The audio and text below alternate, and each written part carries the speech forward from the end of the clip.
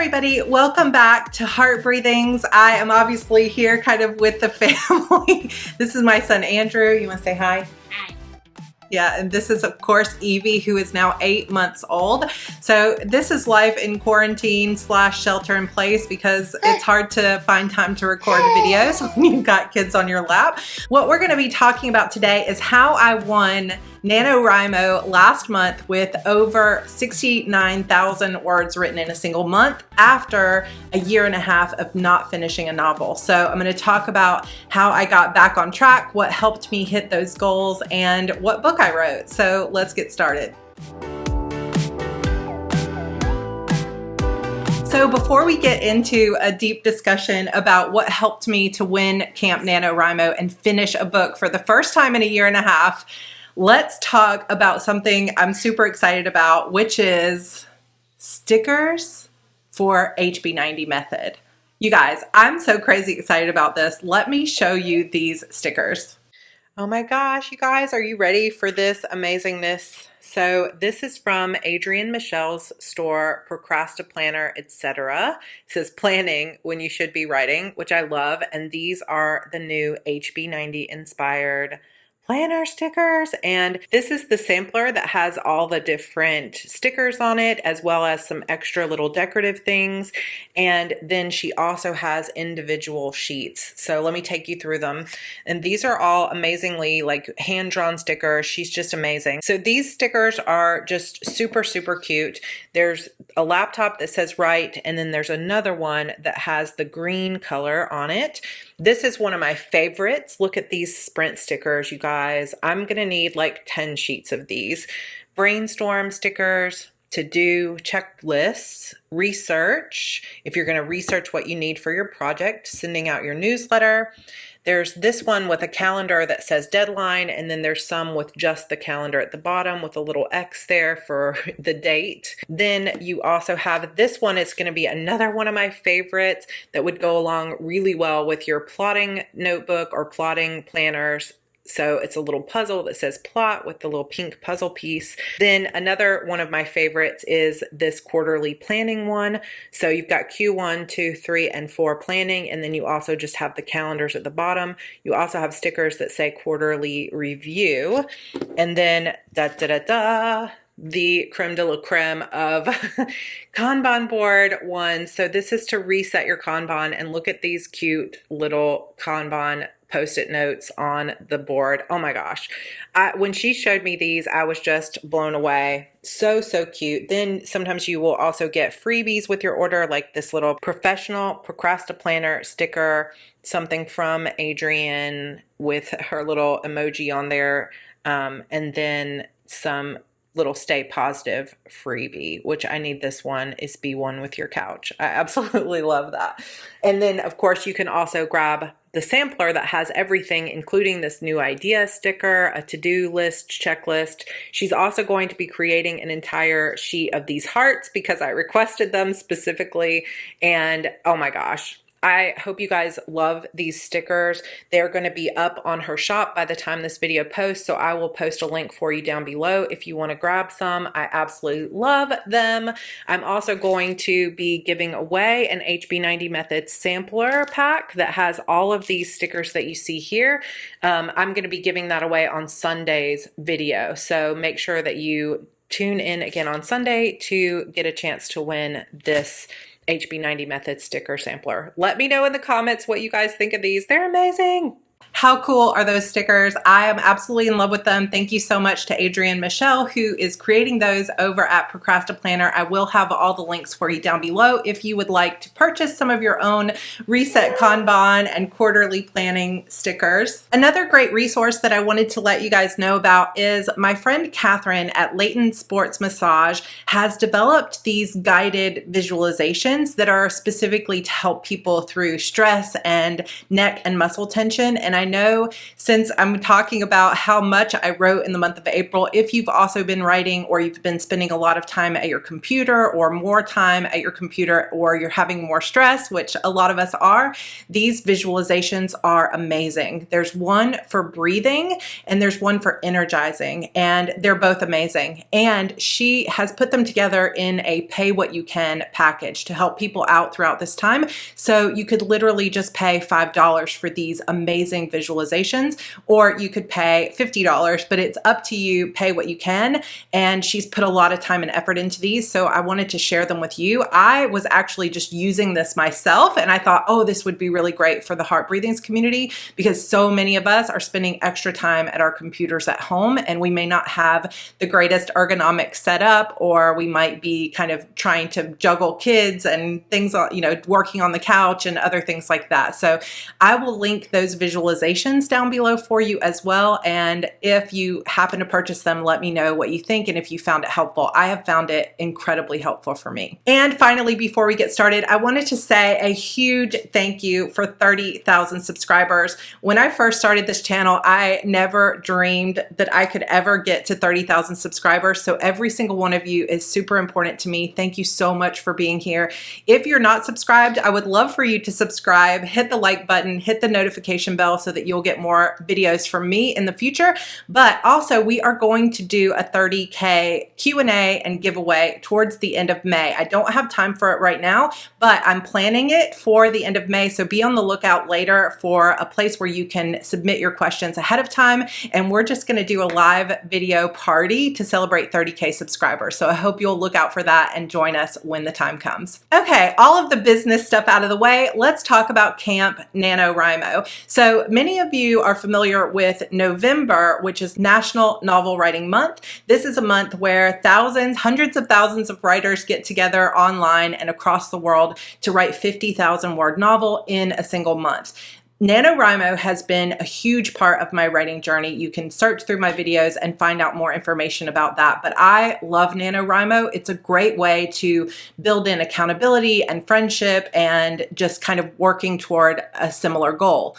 Camp NaNoWriMo happens twice a year, in April and I believe July. And it's a month where you get to choose your goal. So instead of having to write a 50,000 word novel, you could write 10,000 words worth of blog posts. You could write 5,000 words worth of emails. You could write, 20,000 words worth of short stories. You could work 500 minutes. You could work 6 hours. You can set your goals in a variety of ways. So I set a goal of 60,000 words for Camp NaNoWriMo. And I knew that this was a huge goal, but I had a reason why I set such a huge goal.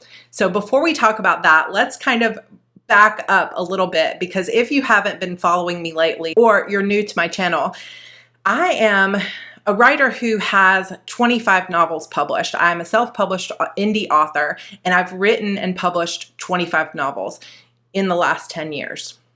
However, in the last year and a half, I haven't had a single book that was finished. So I've been struggling with that for a while, and those of you that have followed my journey know that. However, because of this shelter in place and the coronavirus and everything that's been happening, I really shifted my thought process. Instead of thinking about what I need to do, what I have to do, what people are expecting of me, it really put me into an energy of how can I serve my community? What could I do for my fans right now that would help them get through this difficult time? Because I know that for many people out there, this has been a time of great challenge, a time of depression, a time of fear. And I just thought, what could I do that could help us all out? Not only help myself out and getting back into writing and having some fun and distracting myself from the stress of the virus, but also what could I do to serve my community of fans? And what immediately popped into my head was, I could write a story and read it on YouTube as I go. And I thought, this kind of thing always seems to happen to me, but I thought that it was just going to be something very quick of, 20,000 word short story or something like that. I would go live every day for 2 weeks and it'll be over. Well, let's just say that it turned into a 70, almost 80,000 word novel by the time it was over. But I'm going to tell you a little bit more about that project, how I won Camp NaNoWriMo using that project, and also what are some of the cons of doing a project like this. So the book I wrote during April and part of the end of March is called The Witch's Key. This is a young adult novel about a young girl, senior in high school, who is starting over after the death of her parents, and she finds out that in this new town where she lives with her great uncle, some girls have started going missing. And when one of her new friends goes missing, she gets wrapped up in the investigation. And that is basically what it's about. So it's witches, it's demons, similar to my main series. This is an idea that I have had for a while, and it's an idea that came to me from a dream, and I have written parts of it. I had written an outline for it. I knew the ending scene, but I just had never had time to write it. So in service of my community and in the spirit of having some fun while we're all sheltered in place, I decided to start this story. And like I said, I thought it was going to be 20-something thousand words, and that blew out the window, which is typically what happens to me when I start a book. I'm like, oh, this will be 50,000 words.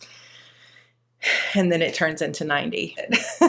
What was different about this project too was that I decided I was going to read my rough draft as I was writing it. So I would write an episode overnight, and then the next day at 4 p.m. on my Sarra Cannon YouTube channel, which I'll link for you down below, I would read that chapter. I expected and planned for each chapter to be about 2,000 words, but by the time we got to the end, they were on average more like 3,000 to 3,500 words. So that's what I ended up writing per day as I was working on this project. So I'm going to talk about how I was able to write that fast after a year and a half of not writing very much, and what the cons were of doing this type of program or this type of project. My hope is that this will help you in your own writing, that you can see, hey, here are some things that worked for her, so maybe they'll work for me.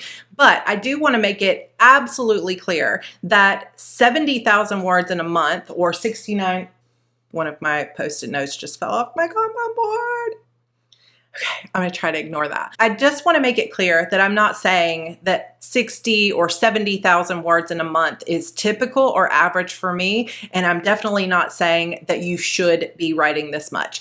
I am definitely not the kind of person who ever judges people for their word count or, tries to push myself to write 1,000 books a year. That is not my style, but this just happened to be a slightly different kind of project. I'm usually not this fast of a writer, so I am going to talk about that, but I just wanted to put it out there that if you're feeling triggered or upset lately by people that are talking about these enormous word counts, I am not in any way saying that this is natural or normal or what you should be doing. This is just something that worked for me for a single month. And at the end, I'm going to talk about the cons of why it was difficult for me and my family for me to be writing this much. Okay, so here's why this worked for me. Number one, accountability. During Camp NaNoWriMo and any type of nano event, you have increased accountability because you have a group of people, or you have a local region, or you have write-ins and things like this. So that extra accountability of being able to say to someone, hey, I'm going to meet you on Discord at 7 p.m. tonight, let's write together, is very helpful. And I'll talk more about sprints in just a minute. So having that accountability. But then there's this big whopper of accountability that I built into this particular project because I told people I was going live every day at 4 p.m. and I would be reading a new chapter. I had hundreds of people waiting for that chapter at 4 p.m. And when you know that you've got that many people on the hook waiting for the next story, because every single chapter ended on a cliffhanger, which is just how I do, you have to get it done. There's no chance of going in and saying over and over and over again, oh, I just didn't get it done. I just didn't get it done. So at least for me and my type of personality, having that level of accountability was huge. So obviously this is an extreme version of it because not everybody, and especially newer writers, might not want to go live every day and actually read your story because you might not be able to put it together that fast. You might disappoint people, and it might just become a huge source of stress. But for me, because I was focused on my community and because I have written 25 novels and I know how to put together that story and I knew I could do it, I decided to go ahead and commit to it. But we'll talk about that in the cons. Any level of accountability always helps me. So if you are someone who also thrives when you hold yourself accountable with an outer accountability. Like I have a hard time saying to myself, I'm going to write 3,000 words by tomorrow, But if I say to my fans, I'm going to read 3,000 words to you tomorrow, that makes a bigger difference. So accountability can be something like coming up with a writing partner or a writing buddy or a group online that you meet up with, that you say, okay, I'm going to turn in 5,000 words by the end of the week. Or you have a critique partner that you turn in words with. This is something that worked for me from the very beginning of my career, that I had a critique group that met every single week. So I knew I had to have a new chapter every single week, and that level of accountability kept me writing.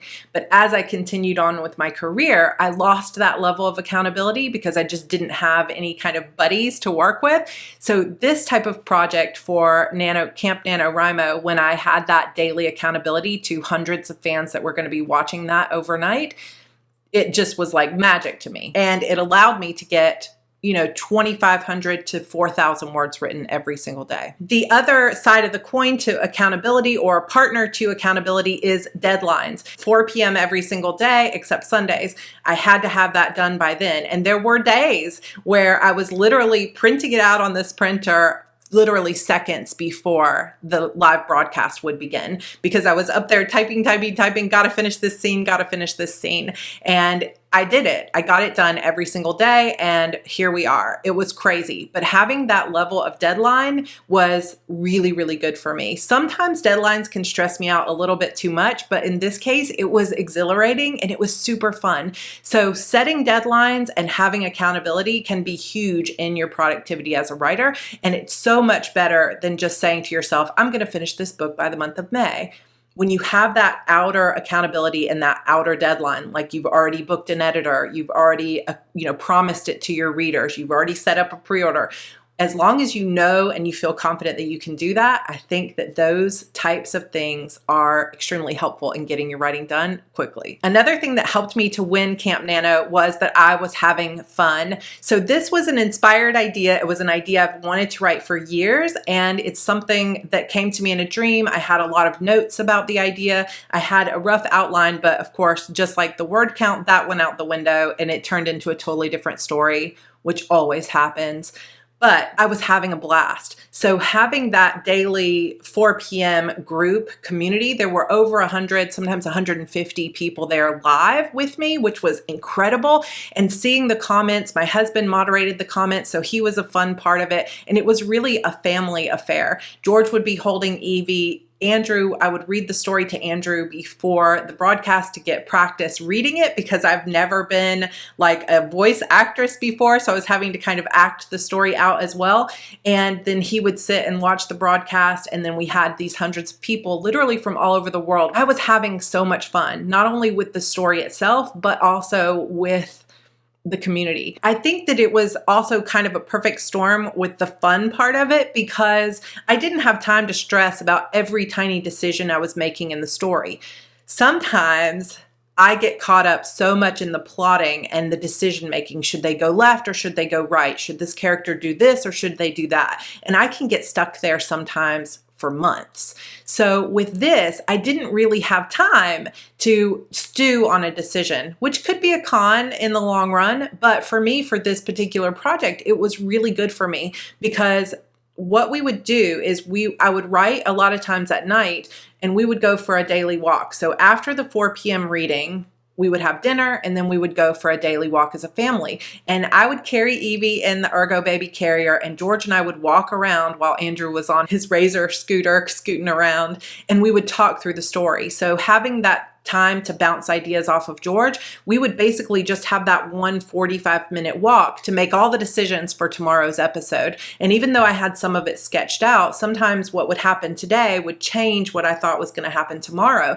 So having to plot that quickly was, like I said, it was exhilarating, and it took me out of this place of having to make decisions and stewing on it. Like, is this right or is this wrong? I didn't have time. I just had to pick the idea that seemed the most interesting to me and roll with it. Ooh, what would be really cool? What would be fun? What would the readers like?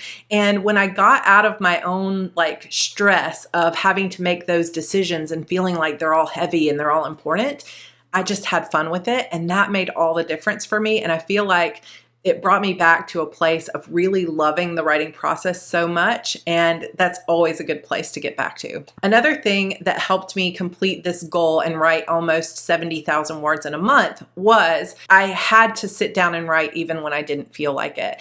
And this is a killer, and this is part of why I haven't finished a book in the last year and a half, because I feel that fear and that resistance. What if this story doesn't come out the way that I wanted it to? What if I sit down and the words don't come? And it's this discomfort that I just don't want to face. So I busy myself with other things, and they may be worthwhile things, but it's not writing. And I often resist the writing unless I'm deep into it. With this type of project where I had that accountability and I had that deadline, I didn't have a chance to say, I don't feel like writing today. I had to sit down and get it done, period. So having the discipline of saying, this is the time I'm going to write, I'll be there at 7 p.m., and actually following through with it made a huge difference for me. But there is a coin, like another side to that coin that I'll talk about in the cons. But it's just this idea of showing up when you said you would is super important to hitting your writing goals. Finally, one of the big things that helped me actually hit this huge writing goal and write these 3,000 plus words a day is sprinting with friends. You guys know I talk about sprints all the time. I love writing sprints. Basically, if you're not familiar with sprints, it's just setting a timer for a specific period of time and then doing nothing but writing during that time. So you could set it for 10 minutes or you could set it for 50 minutes or anything in between. I prefer 20 or 25-minute increments. So what I did a lot of the times is I would set a 25-minute sprint in the Discord chat. We have this writer bot thing that goes for our local group, or I would go into my Heart Breathing's Word Sprint Challenge group, which actually just hit over 1,000 members, and we've got live sprints going in there. Come join us. The link is down below. It's an amazing group of people, and we have live sprints running all week. We have lots of people in there, and we do virtual writing retreats, which is really fun too. So I tried to get as many sprints with friends as I could.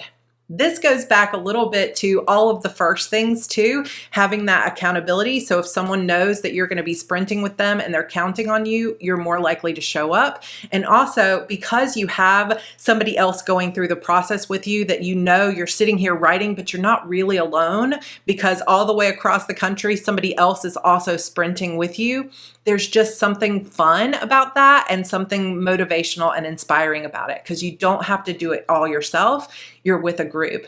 And so writing sprints with friends was huge for me in the month of April. Okay, so those are all the reasons why I was able to do it. Accountability on a major level, extreme level, deadlines on an extreme level because I had to read it every single day live. Also, just having fun with the story and not taking time to like worry about every decision or let it feel heavy, and just saying, okay, this is an experiment and let's have some fun with it, made a huge difference. Showing up even when I didn't feel like it, just because this is when I said I was going to write, so I'm going to sit down and do it. And finally, sprinting with friends. That made all the difference for me, and I'm going to remember those lessons and carry them into the month of May and beyond, and hope to really have even more books coming out this year. However, like I said, there is a flip side to all of this productivity. So I want to talk about that too. Showing up when you don't feel like it is great, unless you're starting to burn out.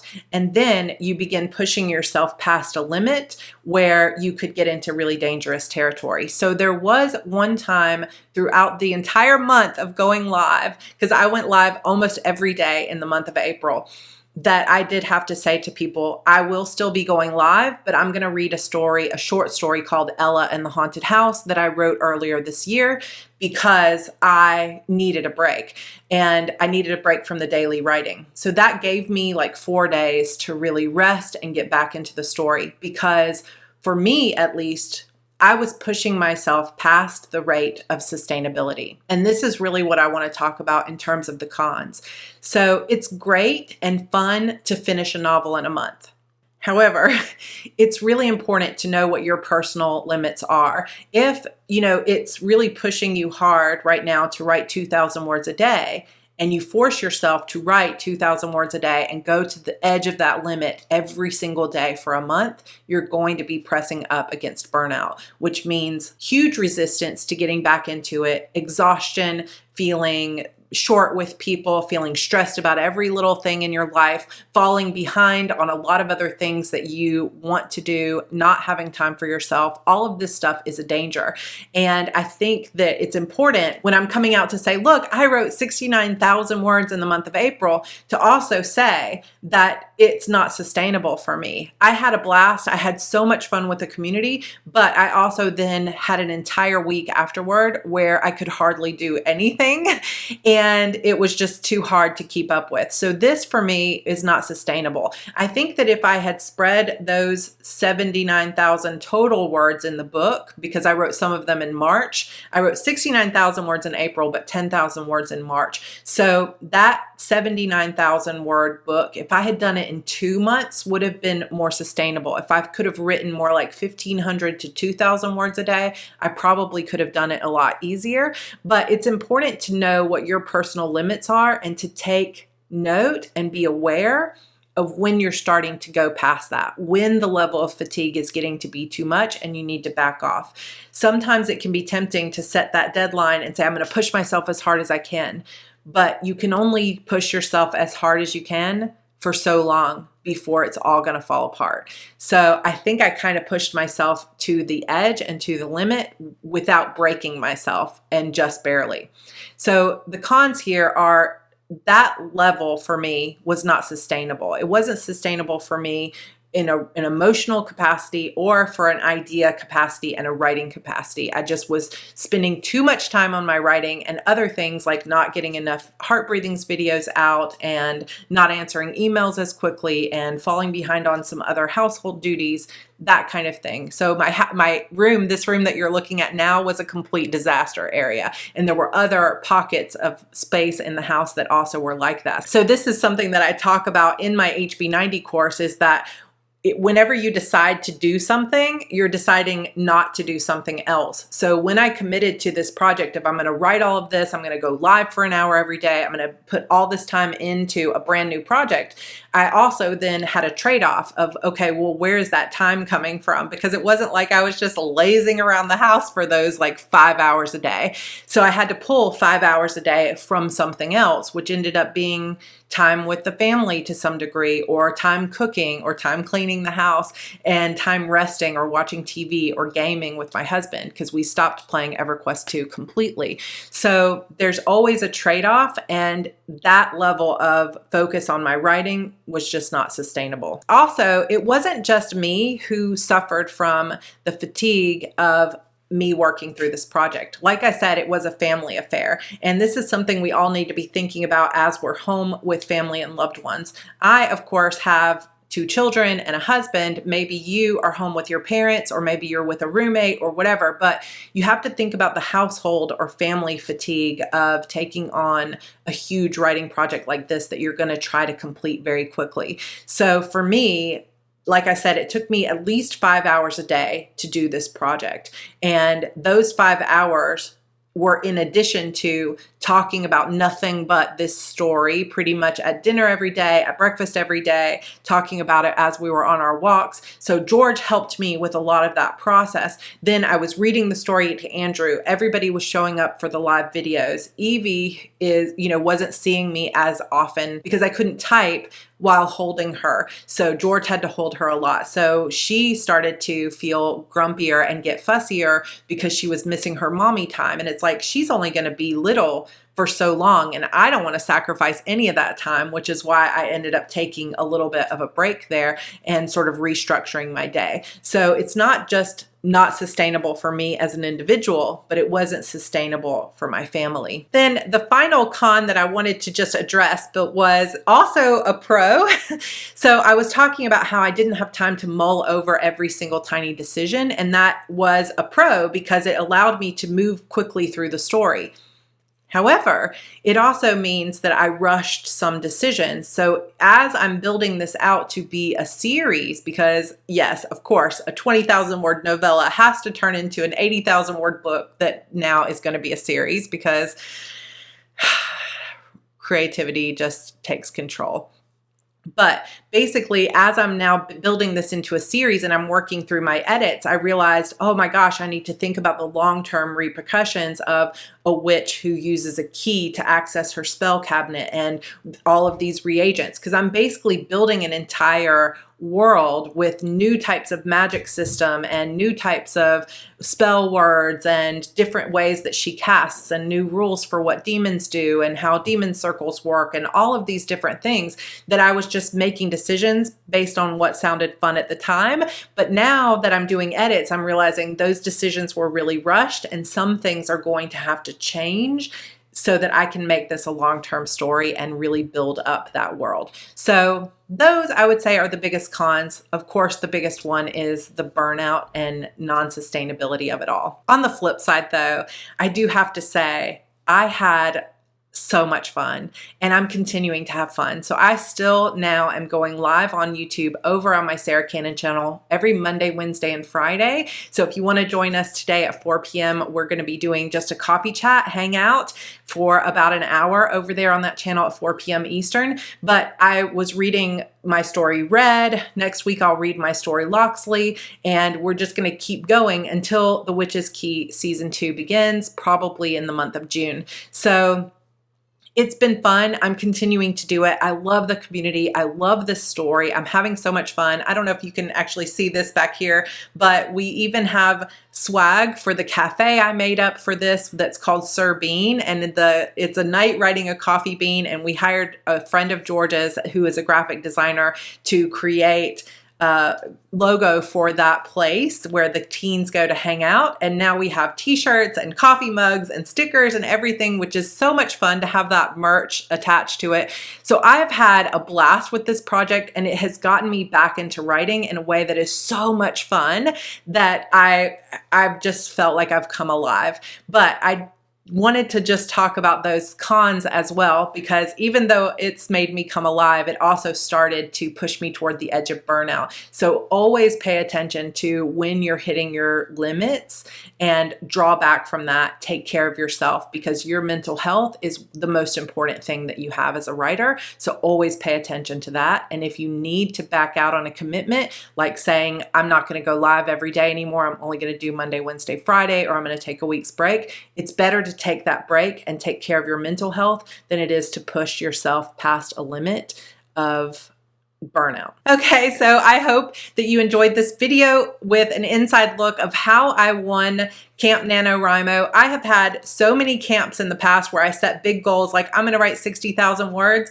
and then I ended up writing like 3,000 or 4,000 words. So this was exhilarating and so much fun. I absolutely loved it, and I'm so grateful to be back into a routine of writing. The Witch's Key, if you're interested in that book, I still have left the live recordings up, so you can start it in the playlist I'll link down below. I also have The Witch's Key up for pre-order. It is coming out officially on May 19th, so I'm finishing up edits today and tomorrow, and we'll send that off to my editor.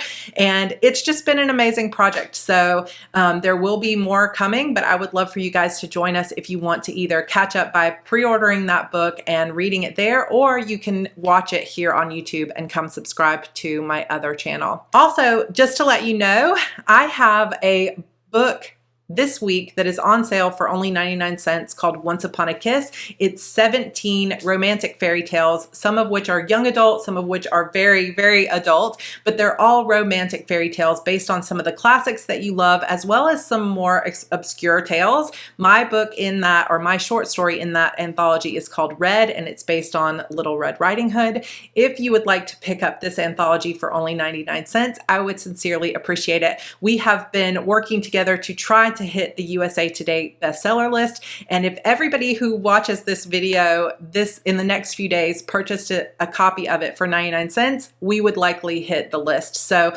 we're getting close, but it is not an easy thing to do. We would appreciate your support. Plus you get a chance to meet 17 brand new authors and read some cool stories. So I will link that for you down below as well. I hope that you enjoyed this video. We have some amazing content coming up, not only the 30K Q&A Q&A giveaway, but I will be doing an entire set of videos on how to write a series that will come along with a series writing workbook that I've developed for you guys. This is still a couple of weeks out because I need to finish my edits, of course, before I can start recording that video series. So if you have some ideas and questions on how to write a series, feel free to pop those into the comments. I'd also love to know how you did with your Camp NaNoWriMo. Remember, this is not a comparison or any type of reason to judge yourself or bash yourself or compare yourself to other people, but we would love to celebrate you, whether you wrote 5,000 words in the month of April or 50,000. All right, that's all I have for you today. I will see you guys this weekend with a planner flip through of my May planner. Be sure to pick up your HB90 stickers, and I will see you guys in my next video. Bye.